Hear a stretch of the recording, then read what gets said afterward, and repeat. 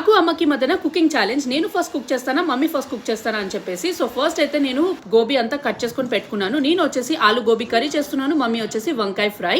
So mummy dosa batter ready చేస్తున్నారు, నేనేమో చాయ్ prepare చేస్తున్నాను. అందరికీ చాయ్ పెట్టించి చాయ్ తాగేస్తున్నాము. చాయ్ తాగిన తర్వాత స్టార్ట్ చేద్దామని చెప్పేసి అనుకున్నాము. సో ఇంకా చాయ్ అయితే మంచిగా తాగేసి ఇంకా స్టార్ట్ అయిపోయినాం అనమాట. సో ఫస్ట్ అయితే 4 ఆనియన్స్ తీసుకోండి, ఒక 3-4 పచ్చిమిర్చి, కొంచెం కరివేపాకు వేసి అది కచ్చా పచ్చగా పట్టేసి ఆయిల్లో ఈ పేస్ట్ వేసేయాలన్నమాట. మంచిగా అది వేయించుకోవాలి. అండ్ టొమాటోస్ కూడా కట్ చేసుకొని మంచిగా పేస్ట్ చేసుకొని పెట్టేసుకోండి. అండ్ మమ్మీ ఇక్కడ ఇవన్నీ కట్ చేసుకుంటున్నారు ఆలూ ఫ్రై కోసం. సో నేనైతే స్టార్ట్ చేసేసినాను. అండ్ ఇంకా మంచిగా ఆనియన్ వేగిపోయిన తర్వాత అందులో ఆలూ వేసేసుకోవాలన్నమాట. సో ఇందులో ఇంకా నేను జింజర్ గార్లిక్ పేస్ట్ వేయలేదు, ఎందుకంటే అడిగంటేస్తుంది. సో మమ్మీకి కొంచెం హెల్ప్ చేస్తున్నాను. సో వంకాయలో ఇట్లా ఉప్పు వేసుకొని పెట్టుకుంటే అవి బ్లాక్గా అవ్వవని చెప్తారు.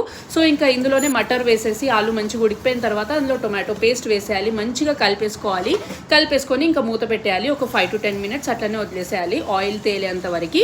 సో మమ్మీ వచ్చేసి ఇంకా వంకాయ ఫ్రై స్టార్ట్ చేసేసినారు.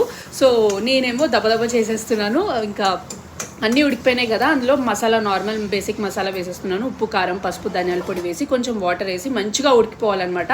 సో మమ్మీ ఇక్కడ వచ్చేసి ఆనియన్ ఇంకా కరివేపాకు వేసి అది వేగిన తర్వాత అందులో వంకాయలు వేసేసింది. వంకాయ మంచిగా ఉడికిపోయిన తర్వాత అందులో జింజర్ గార్లిక్ పేస్ట్, ఉప్పు, కారం, ధనియాల పొడి వేసేయాలి. సో ఇక్కడ నాదైతే రెడీ అయిపోయింది ఆల్మోస్ట్. ఇంకా మంచిగా ఉడికిపోయిన తర్వాత అందులో గోబీ వేసేసి లాస్ట్కి గార్నిషింగ్ చేసేయాలి కొత్తిమీరతోటి. అంతే, రెడీ అయిపోయింది. సో మమ్మీది ఇంకా అవ్వలేదన్నమాట, ఇప్పుడే తను చేస్తున్నారు. సో నేనే గెలిచాను, ఊరికే అంటున్నాను, అన్నిట్లో వాళ్ళే ఫస్ట్ ఉంటారు. సో వీడియో కనుక నచ్చితే లైక్ చేసేయండి. బాయ్.